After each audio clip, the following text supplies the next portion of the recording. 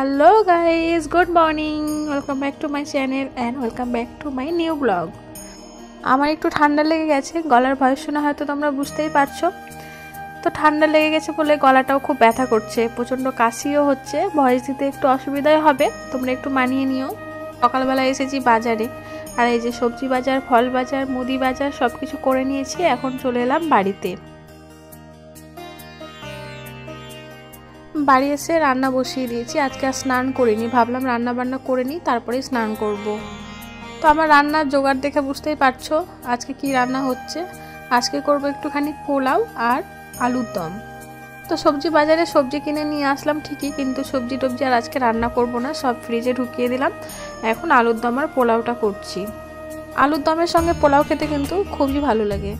Actually খাসির মাংস বলো বা পোলট্রির মাংস বলো বা আলুর দম বলো, এই তিনটে জিনিস দিয়ে কিন্তু আমার পোলাওটা খেতে বেশি ভালো লাগে।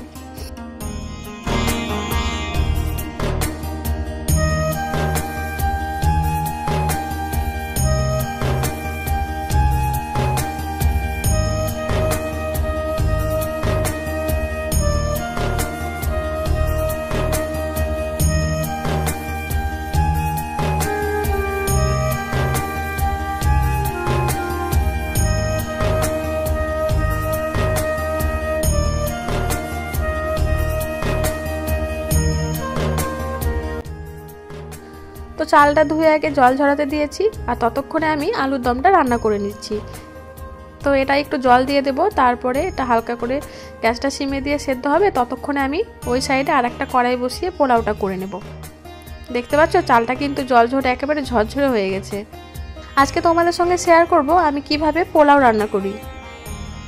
তো প্রথমে আগে ঘিটা একটু গরম করে নিচ্ছি, আর গরম করার পর এর মধ্যে কিন্তু আমি একটুখানি হলুদ দিয়ে দেবো, তাহলে এই ঘিয়ের সঙ্গে হলুদটা মিশে যাবে ভালো মতো। তারপরে চালটা মাখিয়ে নেব। এটা কোনো নতুন রেসিপি নয় বা আমি তোমাদেরকে রান্নাটা শেখাচ্ছি তাও না, আমি কিভাবে রান্না করি সেটাই তোমাদেরকে দেখাচ্ছি। প্রথমে ঘি গরম করে ওর মধ্যে একটু হলুদ দিয়েছিলাম, তারপরে এই যে এখন চালের মধ্যে ঘিটা দিয়ে দিয়েছি, গরম মশলা, আদা বাটা, লঙ্কা বাটা দিয়ে ভালো করে মাখিয়ে এই যে এদিকে কড়াই বসিয়ে দিয়েছি। কড়াইতে একটু তেল দিয়েছি, মানে আর ঘি দিলাম না, কারণ আমি খুব বেশি ঘি খাই না, আর খুব বেশি ঘি হয়ে গেলে না আমার ঘিয়ের গন্ধটাও ভালো লাগে না। সেই জন্য প্রথমে যা ঘি দিয়ে চাল মাখিয়েছি সেটাই এখন আমি সাদা তেল দিয়ে রান্নাটা করছি। তো সাদা তেলের মধ্যে গোটা গরম মশলা, তেজপাতা দেওয়ার পরে কাজু কিশমিশ দিয়ে একটু ভেজে নিয়েছি। তারপরে চালটা দিয়ে দিলাম, চালটা দিয়ে ভালো করে চালটাকে একটু ভাজবো।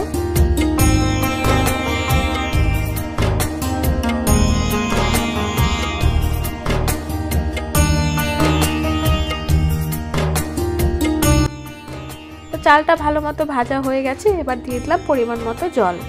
তো এবার ভালো করে চালটা জলের সঙ্গে মিশিয়ে নিলাম। তারপরে দিয়ে দেবো দুটো চেরা কাঁচা লঙ্কা আর নুন আর পরিমাণ মতো চিনি। আমরা যেমন মিষ্টি খাই হালকা মিষ্টি, সেই হিসাবে চিনিটা দিয়ে দিলাম। এবার গ্যাসটা কমিয়ে ঢাকা দিয়ে দেবো, ঢাকা দিয়ে হালকা আছে রান্নাটা করব। তো ততক্ষণে আমার এদিকে আলুর দমটাও রেডি হয়ে গেছে। তো একটু ধনে পাতা, গরম মশলা দিয়ে আলুর দমটা নামিয়ে নিই। ঘড়ির কাঁটা এখন একটার ঘরে। ছেলের খিদে পেয়েছে, কখন থেকে বলছে মা আমার খিদে পেয়েছে, তাড়াতাড়ি খেতে দাও খেতে দাও। আমি বললাম দাঁড়া, 10 মিনিট মতো সময় লাগবে, প্রায় হয়ে এসছে।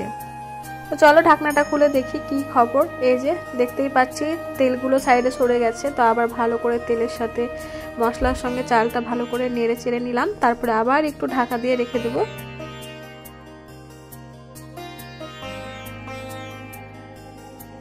তো দেখতেই পাচ্ছ আমার পোলাওটা রেডি। এখন এটা ভালো করে একটু নেড়ে চেড়ে নিচ্ছি, তারপরে নামিয়ে নেব। এটা কিন্তু ঠান্ডা হলেই ঝরঝরে হয়ে যাবে।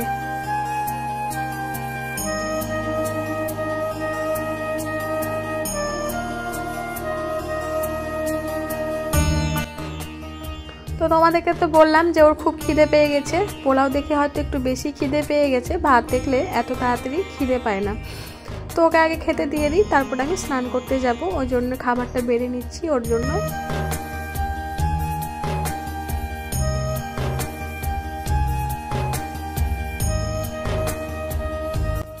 তো ভালো ভালো রান্না হলে কিন্তু এরকম সাজিয়ে গুছিয়ে খেতে বেশ ভালো লাগে। তো ওই জন্য ওকে একটু সাজিয়ে গুছিয়ে খেতে দিলাম। ও খুব খুশি, এভাবে সাজিয়ে খেতে দিলে কিন্তু খুব খুশি হয়ে যায়। তো এই যে ওর কাছে এখন রিভিউ নিচ্ছি যে কেমন হয়েছে খেতে। ওর তো খুবই ভালো, মানে পোলাও ফ্রাইড রাইস যদি হয় তাহলে কিন্তু ও ভাতের দিকে একদমই যাবে না। আমারও সমস্ত কাজ কমপ্লিট হয়ে গেছে, এখন একটু ঘুমাবো। ছেলেকে বলেছিলাম একটু ঘুমাতে, আর ও দেখো এখনও ঘুমায়নি, টুকটুক করে আমাকে দেখছে। তো এই যে কলপাট টলপাট সব ধুয়ে নিয়েছি, বাসন এক গাদা হয়ে গেছিলো, কারণ সকালে জলখাবার খাওয়ার পরে বাসন দেওয়া হয়নি, তো সকালে দুপুরে মিলিয়ে অনেক কটাই বাসন হয়ে গেছিলো।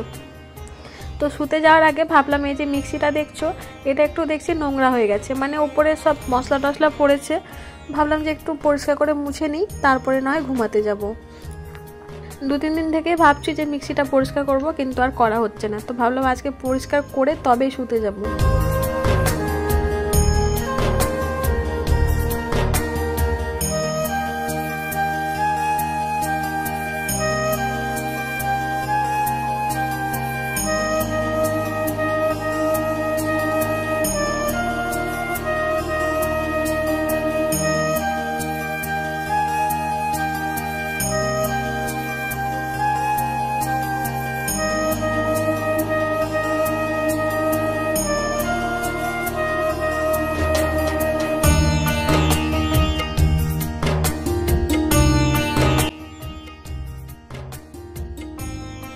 এই যে চিড়েগুলো দেখছো, যখন বর বাড়িতে ছিল মানে পুজোর সময়, তখন ছেলে চিড়ে খেতে চেয়েছিল দই দিয়ে, তাই ওর বাবা এনে দিয়েছিল।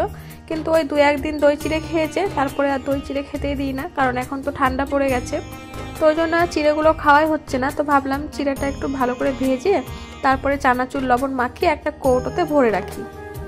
চিড়ে ভাজা দেখবে চা দিয়ে খেতে খুব ভালো লাগে। তো প্রত্যেকদিন চা খাওয়ার সময় তো আর বসে বসে চিড়ে ভাজা হবে না, তাই ভাবলাম একসঙ্গে সব ভেজে কৌটোতে রেখে দিই। আর যেহেতু অনেকদিন হয়েও গেল চিড়েগুলো আনা হয়েছে, এবার যদি না ভাজি তাহলে কিন্তু নষ্টও হয়ে যাবে। তো আজকে আর রাত্রেবেলা রান্না বান্না করিনি, একটু বেশি করেই পোলাও করেছিলাম যাতে রাত্রেবেলা হয়ে যায়। তো এই যে এখন খাচ্ছি, আজকে রাতের ডিনারে পোলাও আলুর দম, দুপুরে যেটা খেয়েছি সেটাই। তো চলো আজকে ভিডিওটা এই পর্যন্তই, দেখা হবে নতুন আরেকটা ভিডিওর সঙ্গে। সবাই খুব ভালো থেকো, সুস্থ থেকো, আর ভিডিওটি ভালো লাগলে অবশ্যই একটা লাইক করে দিও। টাটা।